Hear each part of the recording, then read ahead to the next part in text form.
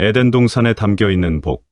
창세기 2장 8절에서 17절. 여호와 하나님이 동방의 에덴의 동산을 창설하시고 그 지으신 사람을 거기 두시니라.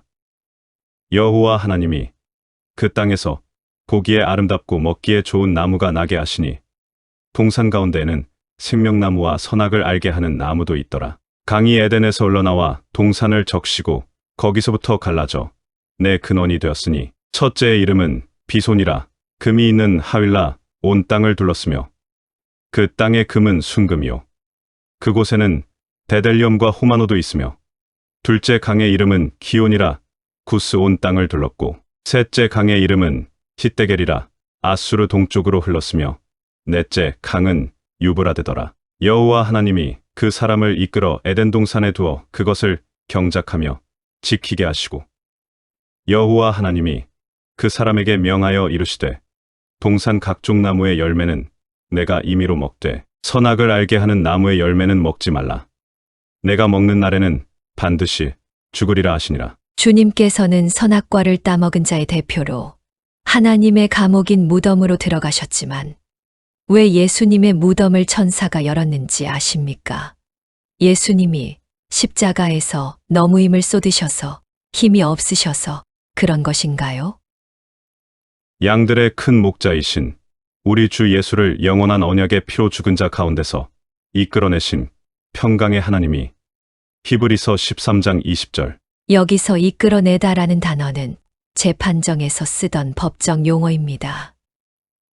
바울이 이르되 로마 사람인 우리를 죄도 정하지 아니하고 공중 앞에서 때리고 옥에 가두었다가 이제는 가만히 내보내고자 하느냐? 아니라 그들이 친히 와서 우리를 데리고 나가야 하리라 한데 부하들이 이 말을 상관들에게 보고하니 그들이 로마 사람이라 하는 말을 듣고 두려워하여 와서 권하여 데리고 나가 그 성에서 떠나기를 청하니 사도행전 16장 37절에서 39절. 이렇게 데리고 나가다는 법정에서 쓰던 법정 용어였습니다.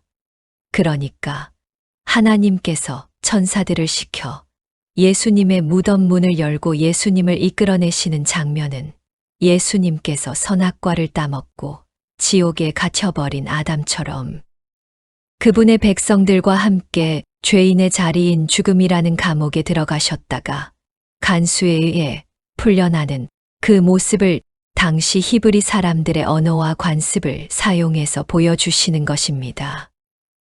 예수 그리스도는 하나님의 계명을 어기고 선악과를 따먹은 죄인들이 겪어야 할 암흑을 겪으시고 하나님의 은혜로 생명의 부활을 육신을 입고 경험하신 것입니다.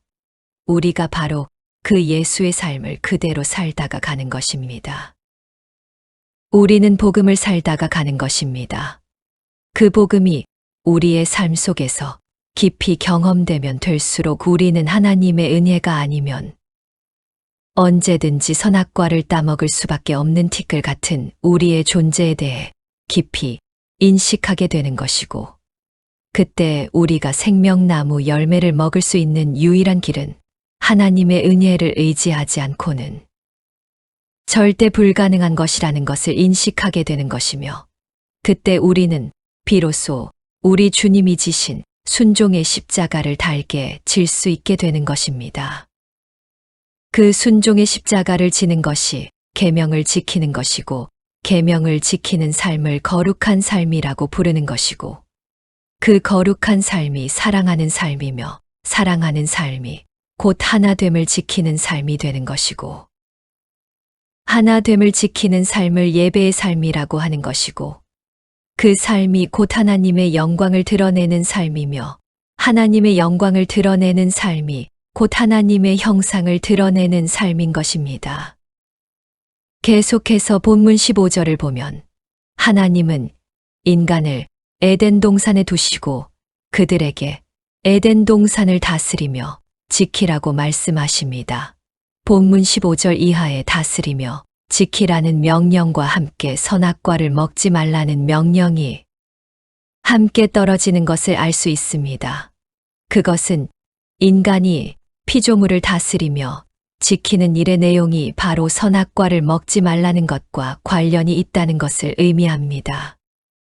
하나님은 인간을 만물의 제사장으로 세우시고 그들을 다스리고 지켜서 인간에게 떨어진 하나님께 순종하고 계명을 지키는 삶을 살아야 한다라는 에덴 동산의 삶의 원리 안에서 그들이 떠나지 못하게 하라고 명령하신 것입니다. 아담은 에덴 동산의 제사장이었기 때문입니다.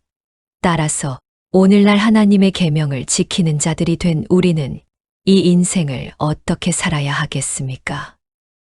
우리가 먼저 창조의 목적으로 돌아가 하나님께 순종하고 하나님께 의존하여 하나님의 영광을 드러내고 다른 피조물들이 하나님의 창조의 목적으로 돌아가는 데 기여하는 삶을 살아야 하는 것입니다. 그게 우리가 이 땅에서 살아내야 할 삶인 것입니다. 그래서 베드로는 우리 성도를 가리켜 왕 같은 제사장이라고 부른 것입니다. 우리는 다른 존재들을 하나님의 말씀 안에서 다스리며 지켜내야 하는 제사장의 삶을 살아야 하는 자들이기 때문입니다.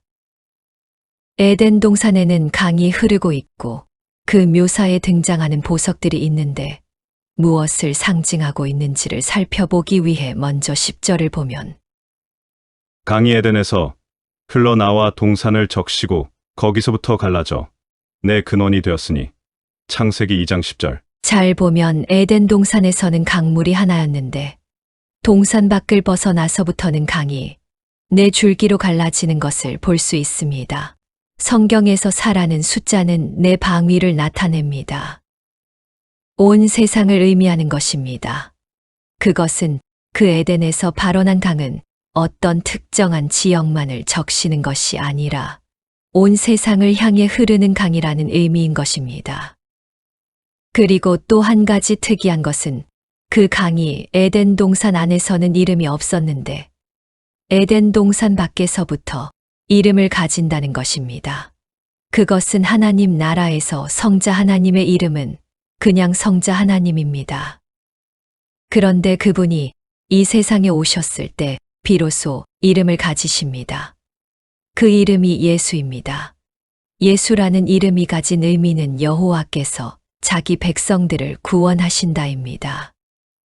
이름이 없는 하나님 나라에 계시던 주님께서 이 땅에 내려오셔서 이름을 가지시고 그 이름이 담고 있는 내용을 순종하여 완성하시는 것과 본문에 나오는 에덴 동산 안에서 이름이 없던 하나의 강이 사방으로 갈라져 이름을 갖게 되는 장면과는 아주 밀접한 관련이 있는 것입니다.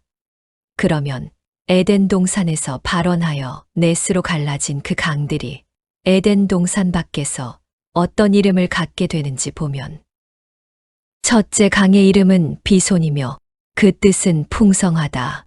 둘째 강의 이름은 기온이며 그 이름의 의미는 터져나가다. 셋째 강의 이름은 hitdegel이며 그 의미는 화살처럼 빠르다. 넷째 강의 이름은 유브라데이며 그 의미는 달콤하다입니다. 그러니까 내 강은 풍성하고 달콤한 것이 온 세상을 향해 화살처럼 터져 나가게 되는 것을 내용으로 하고 있는 것입니다.